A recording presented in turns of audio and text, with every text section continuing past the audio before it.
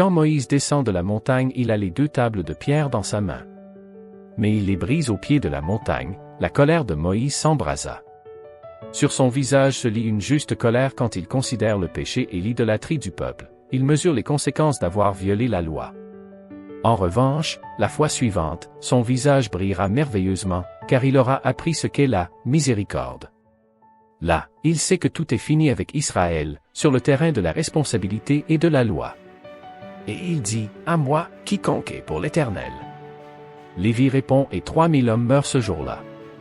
Quand la loi est violée, 3000 hommes meurent, tandis que, le jour de la Pentecôte, le jour de la grâce, le Saint-Esprit est descendu après que Christ était monté dans la gloire, après avoir fait l'expiation, 3000 hommes ont été sauvés. Acte 2 verset 31. Quel contraste! Au premier chapitre de l'Évangile de Jean, il est dit, la loi a été donnée par Moïse, la grâce et la vérité vinrent par Jésus-Christ. Il y a donc une grande différence entre la loi et la grâce.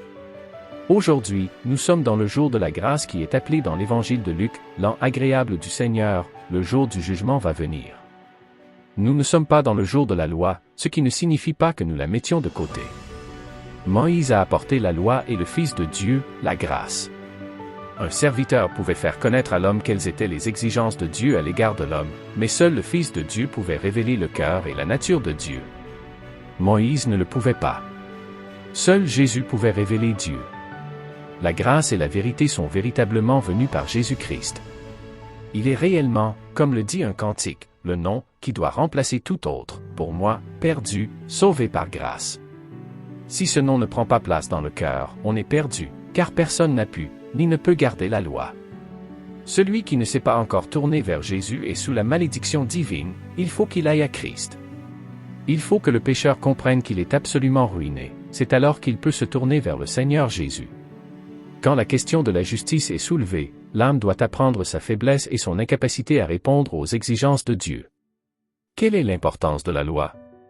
L'Écriture répond, « Or la loi est intervenue afin que la faute abonde » Romains 5 verset 20. Elle a été introduite pour manifester ce qu'est l'homme. Dieu savait ce qui était dans le cœur de l'homme, mais celui-ci ne le savait pas. Les 40 jours de Moïse étaient tout à fait suffisants pour mettre en évidence la faiblesse complète de l'homme et son état de perdition. Il y a, en fait, 2 fois 40 jours dans l'histoire de Moïse, comme aussi 2 fois 40 jours dans la vie du Seigneur Jésus. Les premiers 40 jours du Seigneur ont eu lieu au désert, où il a été tenté par Satan. À l'issue de ces jours, il a eu un ministère d'amour en bénédiction pour les hommes. Les seconds 40 jours ont eu lieu après la résurrection. Il y a donc 2 fois 40 jours en relation avec le don de la loi, et 2 fois 40 jours en relation avec celui qui est la personnification de la grâce, notre Sauveur. Voyons d'abord ce qui est arrivé quand Moïse, cet homme remarquable, s'est trouvé avec Dieu sur la montagne. La grâce jusqu'à la loi. L'Éternel avait délivré Israël de l'Égypte, il avait brisé la puissance de l'ennemi, il avait fait traverser la mer Rouge à son peuple, il les avait fait sortir du désert, et ils étaient maintenant en Horeb. La manne descendait du ciel pour eux, jour après jour, et ils avaient l'eau pure du rocher, ils buvaient d'un rocher spirituel qui les accompagnait, et le rocher était le Christ, 1 Corinthiens 10 verset 4. Au-dessus de leur tête il y avait la nuée, qui, comme un gigantesque parasol, les abritait de la chaleur du jour, et les éclairait nuit après nuit. L'Éternel était leur lumière, et leur tout. N'oublions pas qu'ils étaient 2 millions de personnes et que Moïse a pu leur dire, « Ton vêtement ne s'est point usé sur toi, et ton pied ne s'est point enflé, pendant ces 40 ans, Deutéronome 8 verset 4. Tels ont été les soins de Dieu envers eux. Certains s'étonnent qu'on puisse croire cela, mais c'est l'Écriture qui le dit, et Dieu ne dit jamais de mensonge. Nous comprenons que ceux qui ne tiennent pas compte de Dieu aient des difficultés à croire cela. Mais il n'y a pas de difficulté quand on en tient compte. Moïse a été soutenu par Dieu durant 40 jours sur la montagne, et il en a été de même avec Israël. Dieu les a fait sortir d'Égypte par grâce, c'est elle seule qui les a conduits jusqu'à ce que la loi soit donnée. Leur histoire est mentionnée dans les psaumes. Au psaume 105, elle est tout d'abord racontée sous le côté de la grâce, et l'on y voit que bonté et grâce, tout vient de l'Éternel et de ce qu'il a fait en leur faveur. Au psaume 106 est raconté ce qu'eux ont fait, ils se sont plaints, ils ont murmuré, ils ont désobéi à Dieu, et ils ont pourtant été des objets de sa miséricorde. Mais entre la sortie d'Égypte, quand Dieu s'occupait d'eux par pure grâce, et ce qui est dit au psaume 106, quand tout était perdu à cause du péché et de l'idolâtrie d'Israël, Dieu a donné la loi à 3 reprises, afin que l'homme apprenne ce qui se trouvait dans son cœur. L'homme ne sait pas ce qui est dans son propre cœur, ni ce qui est dans le cœur de Dieu. La plus grande découverte qu'il peut faire dans ce monde, c'est d'apprendre que, bien qu'il soit un pécheur loin de Dieu, Dieu non seulement peut le sauver, mais veut le faire, et le fait. C'était ce qui était dans son cœur, c'est une chose merveilleuse d'apprendre cela. Les raisons du don de la loi. En Exode 19, se trouve le récit du premier don de la loi. Nous savons que par nature Dieu est amour aussi bien que lumière. L'amour de Dieu se manifeste, bien que l'homme ait péché. C'est le chemin de la grâce qui est une forme de l'amour en activité envers l'homme qui a péché. Dieu est amour, de toute éternité. L'amour est la nature même de Dieu. De la sortie d'Israël de l'Égypte jusqu'à Horeb, tout n'était que pure grâce souveraine de la part de Dieu. Ensuite les choses ont changé, la loi a été introduite. L'apôtre Paul dit clairement, comprenant bien que la loi n'est pas pour le juste, 1 Timothée 1 verset 9. Pourquoi?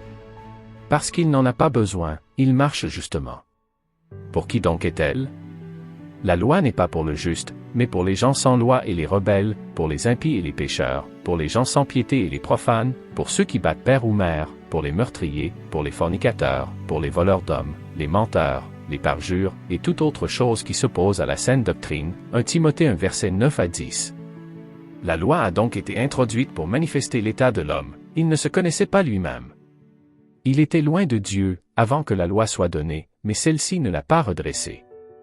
L'homme est dans une ruine complète, par nature, et éloigné de Dieu, mais le péché n'était pas mis en compte tant qu'il n'y avait pas de loi, Romains 5 verset 13. La loi produit la colère, mais là où il n'y a pas de loi, il n'y a pas non plus de transgression, Romains 4 verset 15. Dieu ne l'a pas donné dans le but de justifier.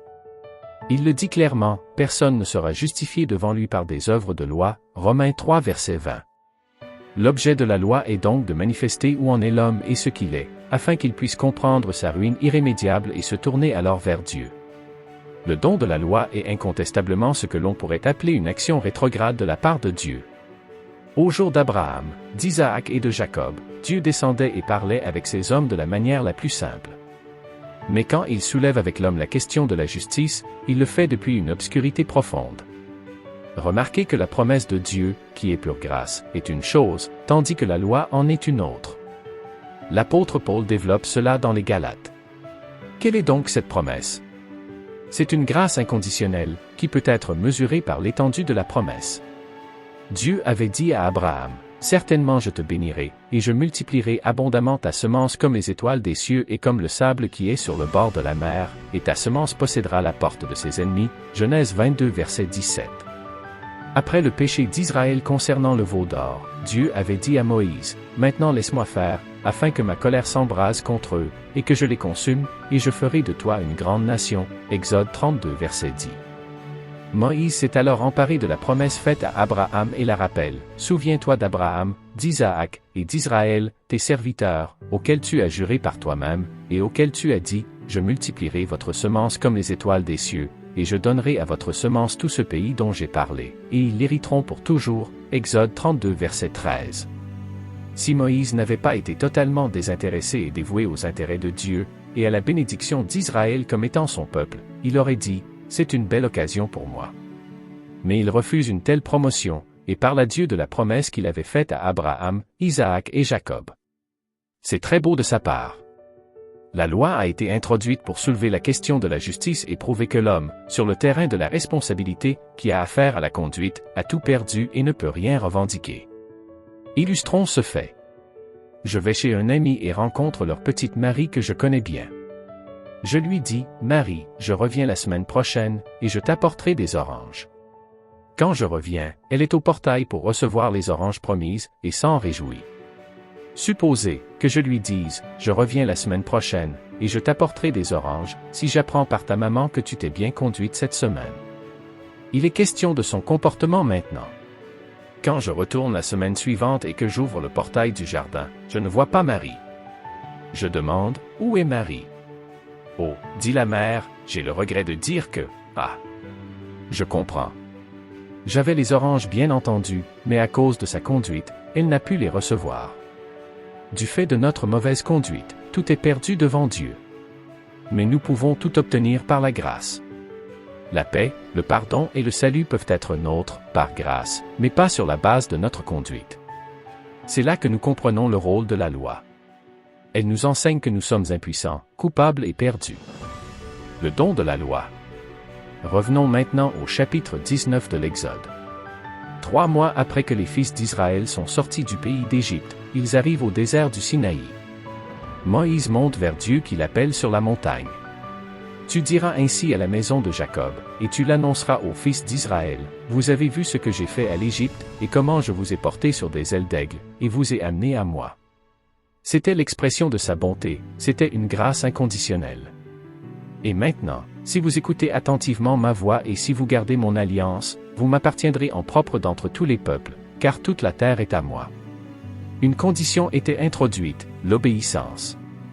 Avant même d'entendre quelles étaient les exigences de la loi donnée au chapitre 20, remarquons combien grand était l'aveuglement d'Israël qui les conduit à dire avec imprudence et audace, tout ce que l'Éternel a dit, nous le ferons. Que devait-il faire? Obéir à sa voix. Il était tout à fait juste que Dieu ait de telles exigences, et tout homme a une conscience qui lui dit que les exigences de la loi sont justes. Que me dit la loi? Que je suis une créature responsable devant Dieu et envers mon prochain. Elle m'avertit que je me mettrai sous la malédiction si je n'obéis pas à la loi. Or, tout le peuple ensemble répondit et dit, tout ce que l'Éternel a dit, nous le ferons. À quel point leur folie les aveuglait. Ils n'ont même pas attendu de connaître quelles étaient les exigences de Dieu, ni quelles responsabilités ils allaient accepter de prendre. Et l'Éternel dit à Moïse, voici, je viendrai à toi dans l'obscurité d'une nuée, afin que le peuple entende quand je parlerai avec toi, et qu'aussi il te croie à toujours. Ce n'était pas un entretien, face à face. Ce n'était pas comme autrefois lorsque l'Éternel descendait vers Abraham et lui parlait. C'est comme si Dieu déclarait, je me retire. En ce qui concerne la révélation de ce qu'est Dieu dans sa nature, sauf quant à sa sainteté et à sa justice, l'introduction de la loi était un retour en arrière de la part de Dieu. L'homme ne pouvait que manquer, et Dieu ne pouvait alors que juger. Voyons maintenant de quelle manière la loi est exposée durant ce que Moïse appelle ailleurs, le jour de la congrégation, Deutéronome 9 verset 10. Et l'Éternel dit à Moïse, va vers le peuple, et sanctifie-les, aujourd'hui et demain, et qu'ils lavent leurs vêtements, et qu'ils soient prêts pour le 3e jour. Car le 3e jour l'Éternel descendra, aux yeux de tout le peuple, sur la montagne de Sinaï.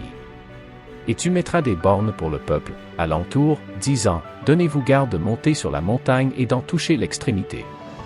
Quiconque touchera la montagne sera certainement mis à mort. C'est comme si Dieu disait, si vous vous approchez de moi, vous mourrez.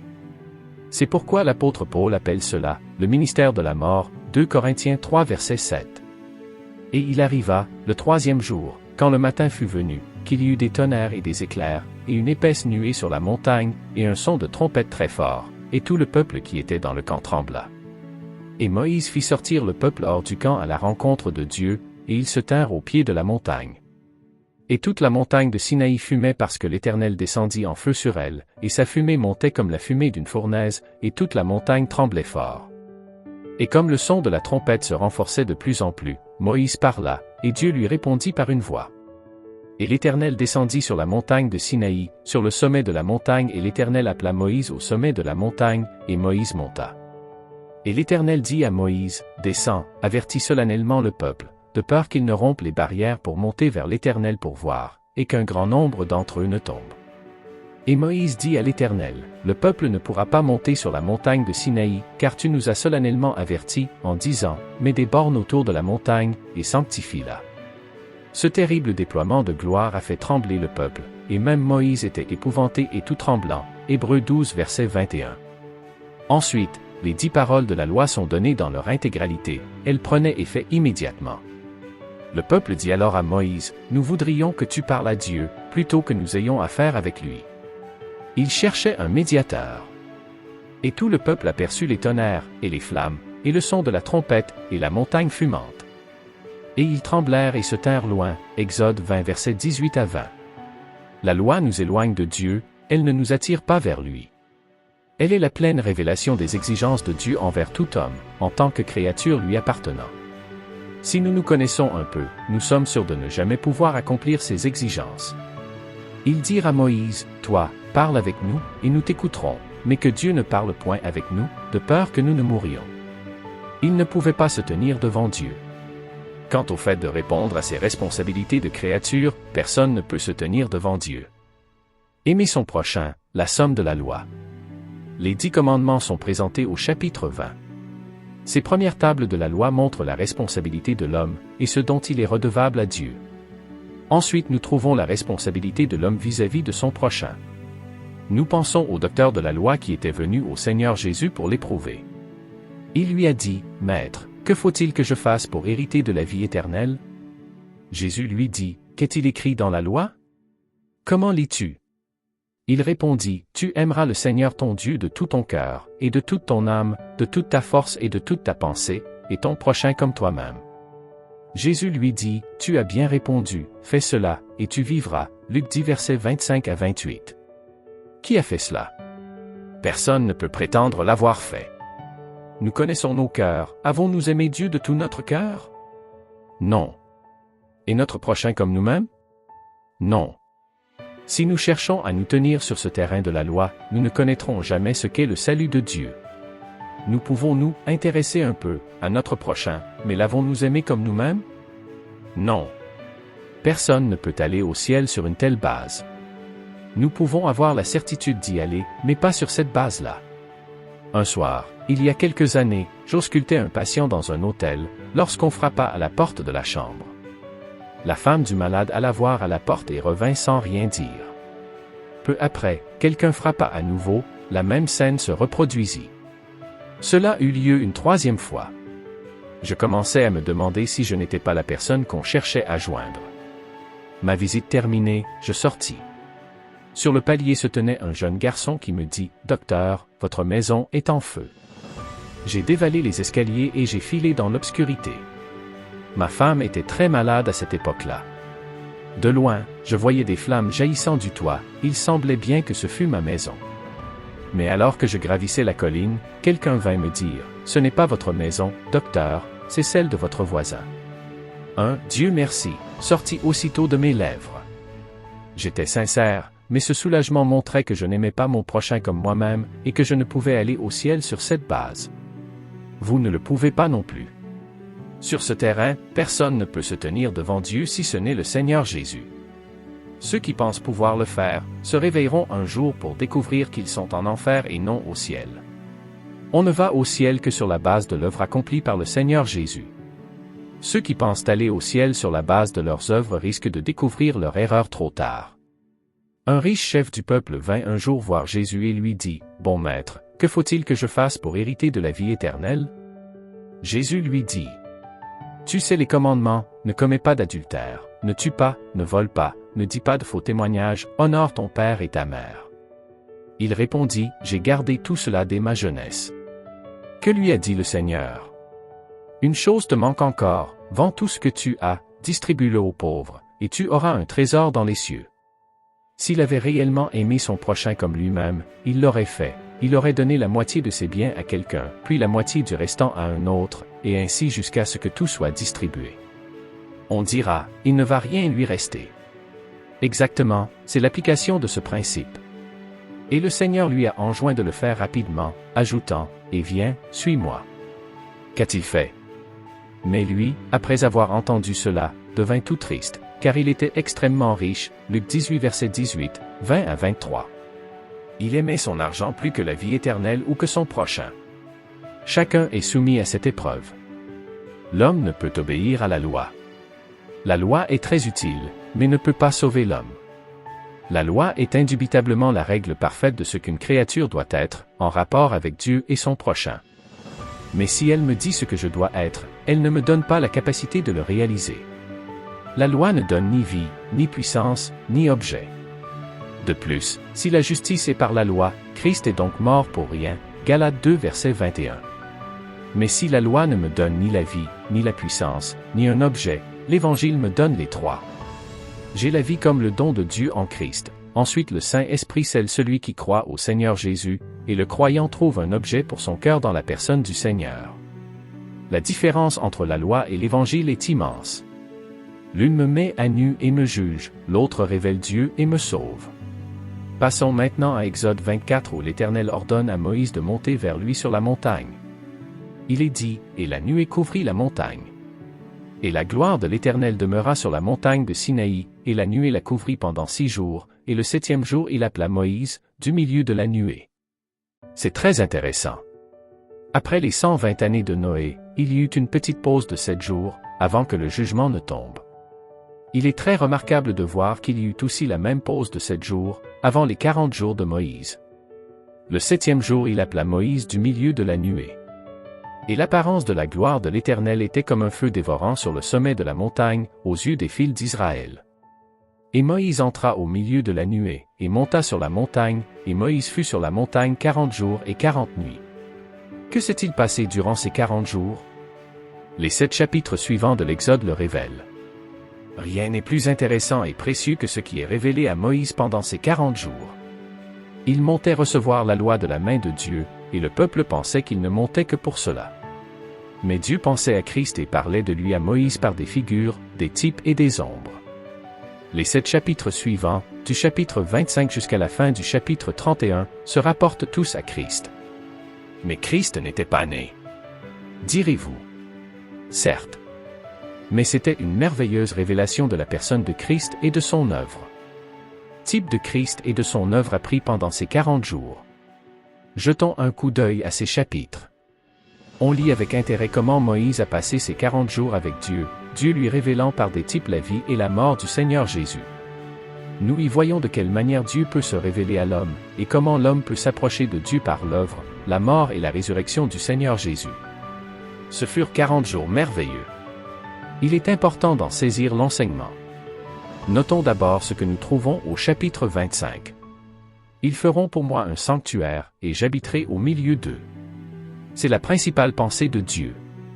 Selon tout ce que je te montre, le modèle du tabernacle et le modèle de tous ses ustensiles, ainsi vous ferez. La première chose qu'il leur est commandé de faire est l'arche, ils feront une arche de bois de Sittim. Cette arche, c'était Christ. 11 objets sont cités, et tous parlent de Christ. En premier lieu, nous avons donc l'arche, et ensuite, le propitiatoire, et tu feras un propitiatoire d'or pur, sa longueur sera de 2 coudées et demie, et sa largeur d'une coudée et demie. Les tables de pierre. Lorsque Moïse a ramené les secondes tables de pierre, il les a mises dans l'arche, parce que celle-ci représente Christ qui est le seul à avoir gardé la loi. Quant à la responsabilité du premier homme, la faillite était immédiatement manifeste et complète. C'est pour cette raison que Moïse a brisé les premières tables de pierre au pied de la montagne. Mais il a placé les deuxièmes tables de pierre dans l'arche et elles y sont restées. Si nous considérons le règne de Salomon qui est un tableau du futur règne millénial de notre Seigneur Jésus-Christ, nous voyons qu'il n'y avait dans l'arche que les 2 tables de pierre. La cruche d'or avec la manne et la verge d'Aaron qui avait bourgeonné avait disparu. Celle-ci parle de Christ, vu ici-bas dans son abaissement, puis de son exaltation. Elles évoquent également son sacerdoce de grâce s'occupant des enfants de Dieu durant les jours du désert. Les tables de pierre parlent de quelque chose de différent.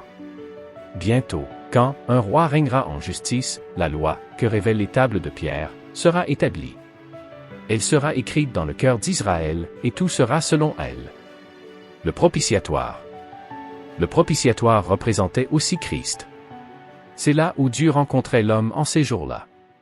Quand le sacrificateur venait près de l'arche, il mettait le sang une fois sur le propitiatoire et 7 fois devant.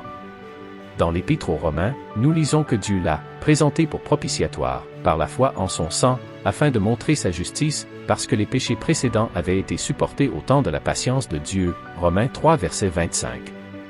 Comment puis-je m'approcher de Dieu maintenant? Sur la base du sang dont il est fait aspersion sur le propitiatoire. La table des pains de proposition et le chandelier d'or pur. Le troisième objet qui nous parle de Christ, type de Christ et de son œuvre appris pendant ces 40 jours. Jetons un coup d'œil à ces chapitres. On lit avec intérêt comment Moïse a passé ces 40 jours avec Dieu, Dieu lui révélant par des types la vie et la mort du Seigneur Jésus.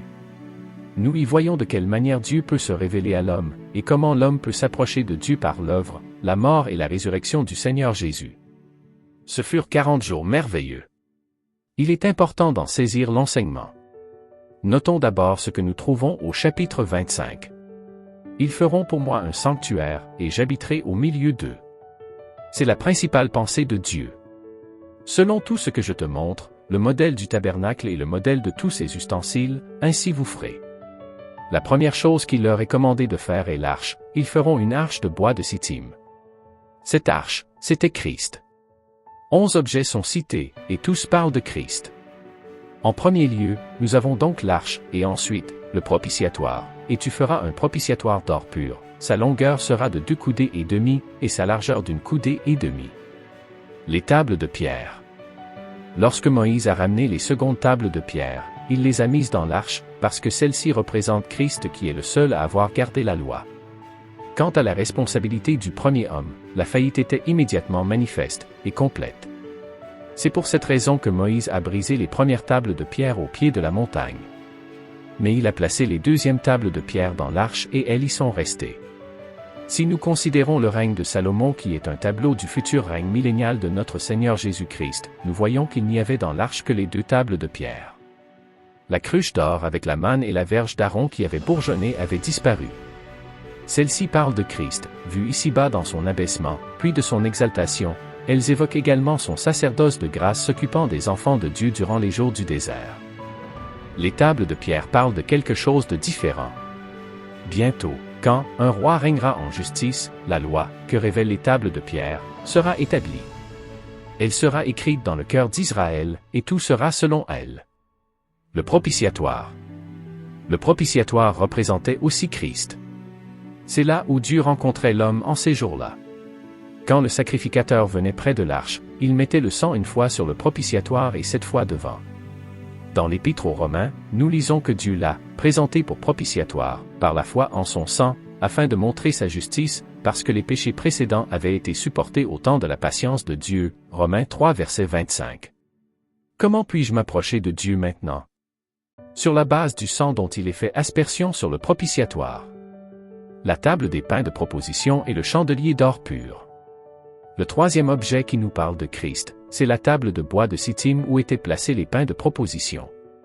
Puis nous avons le quatrième objet, tu feras un chandelier d'or pur. Le chandelier sera fait d'or battu. C'est encore une figure de Christ apportant toute la lumière qui illumine le lieu saint. Le tabernacle. Dans le chapitre suivant, nous avons le tabernacle avec ses 10 tapis de fin coton retors, et de bleu, et de pourpre, et d'écarlate, avec des chérubins d'ouvrage d'art. C'est la 5e chose. C'est une belle image de Christ. Comment Dieu s'est-il révélé lui-même? L'apôtre Paul répond, « Mais Christ étant venu, souverain sacrificateur des biens à venir, par le tabernacle plus grand et plus parfait qui n'est pas fait de main, c'est-à-dire qui n'est pas de cette création. » Hébreux 9 verset 11. Christ est le précieux antitype de toutes ces images frappantes. En considérant ce tabernacle, nous voyons à l'intérieur les tapis de fin coton retors, et de bleu, et de pourpre, et d'écarlate, avec des chérubins. Il ne nous parle que de Christ. Notons que tout ce qui ressort du type concerne un homme vivant à la droite de Dieu. Le jour du rituel est fini, le ritualisme est dépassé. Revenir au rituel serait réellement ignorer Christ. Le voile, dont il est parlé au verset 31 du chapitre 26, est un beau type de Christ. Le bleu parle de son caractère céleste, la pourpre, de ses droits impériaux comme roi des rois et seigneur des seigneurs, l'écarlate indique qu'il est le roi des Juifs, les tapis de fin coton retors nous parlent de son humanité sans tache, les chérubins qui sont toujours dans l'écriture ceux qui exécutent le jugement de Dieu nous disent que tout le jugement est entre ses mains. Combien il est merveilleux de trouver, plus tard, ce voile déchiré, nous-mêmes étant amenés à la connaissance de Dieu par le Seigneur Jésus-Christ, ayant le droit par son sang d'entrer à travers le voile déchiré. Celui qui sera le juge a lui-même supporté le jugement de Dieu afin que nous soyons délivrés. L'autel d'airain. Au chapitre 27 nous arrivons à la 6e chose. Tu feras l'autel de bois de Sittim, et tu le plaqueras d'airain. Nous avons là une image et un type évident de la croix de Christ, où toutes les exigences de Dieu ont été satisfaites par Christ. Quand quelqu'un allait vers le tabernacle en ces jours-là, la première chose qu'il voyait était l'autel d'airain et le sacrifice pour le péché qui était dessus. Je m'approche de Dieu par cet autel d'airain, la croix, sur laquelle Christ a satisfait toutes les exigences de Dieu, toutes celles que Dieu pouvait avoir contre moi en tant que pécheur. L'onction des sacrificateurs. Allons plus loin. Dans les chapitres 28 et 29, nous avons les sacrificateurs, leur onction et le détail de leurs vêtements. C'est la façon dont Dieu nous amène dans sa présence, à l'intérieur du voile où se trouve le souverain sacrificateur qui représente le peuple devant Dieu. Aaron portera leur nom devant l'Éternel, sur ses 2 épaules, en mémorial. Et Aaron portera les noms des fils d'Israël au pectoral de jugement sur son cœur, lorsqu'il entrera dans le lieu saint, comme mémorial devant l'Éternel, continuellement. C'est une image de Christ ressuscité d'entre les morts, Christ le grand souverain sacrificateur portant chacun des siens devant Dieu. C'est l'amour nous portant sur ses épaules et sur son cœur avec une puissance et une affection éternelle. Quelle image que celle reçue par Moïse sur la montagne! Il nous est vraiment très profitable de considérer ces 40 jours très minutieusement. L'autel de l'encens. Passons au chapitre 30. Et tu feras un autel pour faire fumer l'encens, tu le feras de bois de sittim. Et tu le plaqueras d'or pur. Et Aaron y fera fumer l'encens des herbes odoriférantes. Chaque matin, il le fera fumer quand il arrangera les lampes. Et quand Aaron allumera les lampes, entre les 2 soirs, il le fera fumer, un encens continuel devant l'Éternel, en vos générations. Que nous enseigne cet autel d'or de l'encens? Ce qui montait devant Dieu était tout le parfum, la douceur et la perfection de ce que Christ était comme homme. L'encens précieux qui montait en odeur agréable vers Dieu, parle des grâces infinies de la personne et des voies de Christ comme homme. Puisqu'il était tout entier pour Dieu, l'encens était brûlé sur l'autel d'or. Mais il y a quelque chose de plus à observer concernant ces versets. Et quand Aaron allumera les lampes, entre les 2 soirs, il le fera fumer, un encens continuel devant l'Éternel, en vos générations. Quand Dieu allume une lampe, elle ne s'éteint jamais. Si la lumière de Dieu s'est faite dans une âme, elle y reste. Les lampes étaient allumées dans le tabernacle et ne s'éteignaient jamais. 2 choses ne se trouvaient pas parmi les ustensiles du tabernacle, un éteignoir et un siège. La lumière ne doit jamais être éteinte. Satan ne peut pas faire un éteignoir pour éteindre la lumière que Dieu a allumée dans une âme et Dieu n'en a pas fait. Si la lumière est là, elle y restera, même si elle est faible. Dieu doit souvent moucher les mèches. Beaucoup de chrétiens ont à être mouchés, il est bon que nous le soyons. Notre lumière brillera davantage en compagnie d'un chrétien fervent et chaleureux. Il est très frappant que ne trouvions pas non plus de siège. Le travail du sacrificateur en ce temps-là ne cessait pas, celui-ci, ayant offert un seul sacrifice pour les péchés, s'est assis à perpétuité à la droite de Dieu, Hébreux 10 verset 12. Son œuvre est achevée. Le Seigneur Jésus s'élève au-dessus de tous les types et les ombres, dont il est le divin antitype. Son œuvre étant achevée, il s'est assis. Reposons-nous sur ce fait glorieux. La cuve d'airain. Ensuite, il est dit à Moïse, tu feras aussi une cuve d'airain, et son soubassement d'airain, pour s'y laver, et tu la mettras entre la tente d'assignation et l'autel, et tu y mettras de l'eau. C'était une nécessité pour les sacrificateurs accomplissant leur service. En tant que chrétiens, nous avons besoin que nos mains et nos pieds soient lavés, Jean 13. En traversant ce désert, comme croyants, nous avons besoin de l'eau de la parole de Dieu appliquée à notre conscience et à notre cœur. C'est ainsi que nous sentons que nous sommes purifiés. Nous avons besoin de ce dont Éphésiens 5 nous parle. Christ a aimé l'assemblée et s'est livré lui-même pour elle, afin qu'il la sanctifiât, en la purifiant par le lavage d'eau par la parole. La cuve est donc en vue de la purification, c'est le lavage d'eau par la parole. La dimension de cette cuve n'est pas mentionnée. La cuve de Salomon, ou la mer de fonte, contenait 3000 baths, 2 Chroniques 4 verset 5. Dans le royaume établi par le Fils de l'homme, tout sera mesuré selon la loi. Mais la dimension de la cuve destinée au tabernacle dans le désert n'est pas donnée, car elle n'est pas mesurée. Cela suggère que nous ne pouvons pas mesurer tout ce à quoi la parole de Dieu peut être appliquée. Elle répond merveilleusement à des états d'âme très variés, c'est donc infini. Ce qui répond aux besoins d'une personne ne répondrait pas à ceux d'une autre. La parole de Dieu ne peut être appliquée que par le Saint-Esprit, et la façon dont il le fait est sans limite. La cuve sans mesure nous donne une idée de l'infini de la largeur, de la longueur, et de la valeur universelle de la parole de Dieu pour répondre à la multitude des besoins des âmes sur cette terre. Après les instructions concernant la cuve, l'Éternel ordonne à Moïse de prendre certains aromates, parmi les plus excellents et de faire une huile pour l'onction sainte, une préparation composée d'ouvrages de parfumeur. Nous comprenons qu'il est parlé ici du Saint-Esprit. Cette huile ne devait pas être mise sur la chair de l'homme. Le sang de la propitiation devait toujours la précéder.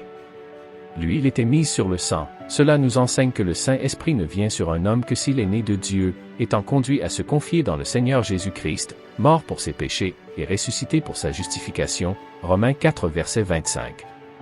Cela est confirmé, d'une manière frappante, par le Nouveau Testament, où on lit, « En qui vous aussi, vous avez espéré, ayant entendu la parole de la vérité, l'évangile de votre salut, en qui aussi ayant cru, vous avez été scellés du Saint-Esprit de la promesse. » Éphésiens 1 verset 13. L'encens. Notons encore un point. L'Éternel dit à Moïse, « Prends des herbes odoriférantes, du stacte, et de la coquille odorante, et du galbanum, des herbes odoriférantes, et de l'encens pur, de tout, à poids égal. » C'est avec cela qu'était fait l'encens, qui devait être brûlé sur l'autel d'or. Tout le parfum, la douceur et les perfections de Christ, dans sa vie et ses voies comme l'homme humble, marchant en grâce sur la terre, sont ici en vue. Brûlés sur l'autel, matin et soir, leur odeur agréable montait devant Dieu. Si nous n'arrivons pas à apprécier Christ, Dieu, lui, l'apprécie pleinement. Si nous ne mesurons pas l'amour qui l'a conduit à la mort, et à la mort de la croix, Dieu le fait. C'est de ces choses que Moïse a été instruit pendant 40 jours. Ces instructions concernant le sanctuaire sont récapitulées au chapitre 31. Dans les versets 7 à 11, sont citées les 11 choses que nous venons de voir. Dieu les regroupe là tout ensemble. C'est un petit tableau de ce que le Seigneur Jésus est dans sa personne, ses offices et son œuvre. Étudions avec soin les types de l'Ancien Testament, ils sont remplis de bénédictions pour notre âme. L'Ancien Testament est le livre d'images de Christ, de ce qu'il est et ce qu'il a fait. Qu'y a-t-il de plus merveilleux que ce que Moïse a appris? Nous y trouvons un propitiatoire basé sur la justice. Toutes les exigences de Dieu ont ainsi été satisfaites dans la personne et l'œuvre du Seigneur. Le sang de la propitiation qui nous donne le droit de nous approcher, les chérubins aussi contemplent le sang d'aspersion. La table, et sur elle le pain que nous pouvons manger. La lumière, dans laquelle nous sommes pour jouir de tout ce qu'est Christ, nous sommes dans toute la lumière des propos de Dieu. L'autel d'airain auquel nous sommes conduits, la croix qui nous donne un droit à la gloire. Dieu pour ainsi dire nous prend par la main, et nous dit, « Tu peux entrer ». Les exigences ont été toutes satisfaites à l'autel d'airain, et l'aspersion du sang témoigne que, par sa mort expiatoire, Christ a réglé la question du péché. Un sacrificateur qui nous maintient dans la présence de Dieu, nous porte sur son cœur et sur ses épaules, dans sa compagnie nous avons la lumière dont nous pouvons jouir et la nourriture que nous pouvons manger. Enfin l'huile répandue sur nous, le Saint-Esprit qui nous donne la puissance d'accéder à Dieu dans le parfum et l'encens de toute la perfection de Christ. La pensée de Dieu n'est pas de nous garder à distance, mais de nous faire approcher pour jouir de tout ce qu'est Christ. Voilà tout ce que Moïse a eu la faveur de voir pendant ces 40 jours. Le peuple avait très vite accepté la première parole de la loi, « Tu n'auras point d'autre Dieu devant ma face » Exode 20 verset 3, mais qu'a-t-il fait durant ces 40 jours? Hélas, quand Moïse descend, il voit le veau d'or et Israël dansant autour de lui. Ils ne pouvaient pas marcher par la foi, ils avaient dit, « Ce Moïse, cet homme, qui nous a fait monter du pays d'Égypte, nous ne savons ce qui lui est arrivé. » Le peuple était dans la plus affreuse idolâtrie. En considérant le veau d'or, il disait positivement, « C'est ici ton Dieu, ô Israël. » Aaron était malheureusement avec eux dans cette affaire. Dieu dit alors qu'il les jugera et fera de Moïse une grande nation. Mais Moïse se met de côté, se tourne vers Dieu et intercède pour le peuple. « Souviens-toi d'Abraham, d'Isaac et d'Israël, tes serviteurs, auxquels tu as juré par toi-même, et auxquels tu as dit, je multiplierai votre semence comme les étoiles des cieux, et je donnerai à votre semence tout ce pays dont j'ai parlé, et ils l'hériteront pour toujours. » Et l'Éternel se repentit du mal qu'il avait dit qu'il ferait à son peuple. Un seul a accompli la loi, Christ. Les tables de la loi brisées. Quand Moïse descend de la montagne, il a les 2 tables de pierre dans sa main. Mais il les brise au pied de la montagne, la colère de Moïse s'embrasa. Sur son visage se lit une juste colère quand il considère le péché et l'idolâtrie du peuple. Il mesure les conséquences d'avoir violé la loi. En revanche, la fois suivante, son visage brillera merveilleusement, car il aura appris ce qu'est la miséricorde. Là, il sait que tout est fini avec Israël, sur le terrain de la responsabilité et de la loi. Et il dit, « À moi, quiconque est pour l'Éternel. » Lévi répond et 3000 hommes meurent ce jour-là. Quand la loi est violée, 3000 hommes meurent, tandis que, le jour de la Pentecôte, le jour de la grâce, le Saint-Esprit est descendu après que Christ était monté dans la gloire, après avoir fait l'expiation, 3000 hommes ont été sauvés, Acte 2 verset 31. Quel contraste! Depuis lors, le salut, comme un fleuve, a coulé dans ce monde, et un grand nombre de pécheurs l'ont reçu. Redisons-le, la loi ne peut ni nous aider ni nous sauver. L'apôtre Paul dit, « Nous qui, par nature, sommes juifs et non pas des pécheurs d'entre les nations, sachant néanmoins que l'homme n'est pas justifié sur la base des œuvres de loi, ni autrement que par la foi en Jésus-Christ, nous aussi, nous avons cru au Christ Jésus, afin que nous soyons justifiés sur la base de la foi en Christ et non pas sur celle des œuvres de loi, parce que sur la base des œuvres de loi, personne ne sera justifié. » Galates 2 versets 15 à 16. Dieu justifie un pécheur coupable sur la base de l'œuvre accomplie par son Fils bien-aimé sur la croix, et de la foi du pécheur en son Fils et dans son œuvre. En revanche, tous ceux qui sont sur la base des œuvres de loi sont sous malédiction. Il est écrit, en effet, « Maudit est quiconque ne persévère pas dans tout ce qui est écrit dans le livre de la loi pour le faire. » Galates 3 verset 10. Manquer sur un point rend coupable sur tous, comme le dit l'apôtre, car quiconque gardera toute la loi et trébuchera sur un seul point est coupable sur tout. Jacques 2 verset 10. Christ a parfaitement gardé la loi. Il n'y a qu'un homme qui soit selon Dieu, c'est l'homme dans la gloire, le Seigneur Jésus-Christ. Il a parfaitement gardé la loi. Il a d'abord prouvé ce qu'il était par son obéissance parfaite, puis il est allé à la croix et est mort pour l'homme qui avait enfreint la loi. Il a mis fin à l'histoire de cet homme quand il est mort sur la croix pour le pécheur coupable d'avoir enfreint la loi et il est ressuscité d'entre les morts, comme chef d'une nouvelle race.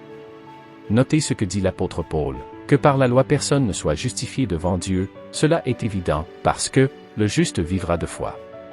Or la loi n'est pas sur la base de la foi, mais celui qui aura pratiqué ces choses vivra par elle.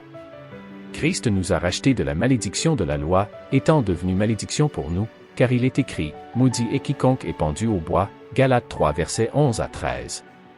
On ne peut obtenir la bénédiction que sur le terrain de la foi et non celui des œuvres. Christ a été pendu sur un bois et a porté la malédiction pour nous. Il a enduré la malédiction d'une loi violée, et je suis purifié par sa mort, de sorte que la bénédiction d'Abraham parvienne aux nations dans le Christ Jésus, afin que nous recevions par la foi l'Esprit promis. L'Esprit se reçoit par la foi, le pardon se reçoit par la foi. Le juste vivra de foi. Eh bien, si quelqu'un pense pouvoir se tenir devant Dieu sur le terrain des œuvres ou de la loi, qu'il sache que cette pensée est vaine. Il est beau de voir que Dieu, pendant ces 40 jours, sur la montagne, a montré à Moïse, en type, ses pensées, ses desseins, et ses conseils concernant Christ et son œuvre afin que Christ devienne l'objet de la foi et de l'amour de la part de tous ceux qui entendent parler de lui. Que Dieu nous aide à nous reposer simplement sur le Seigneur Jésus-Christ.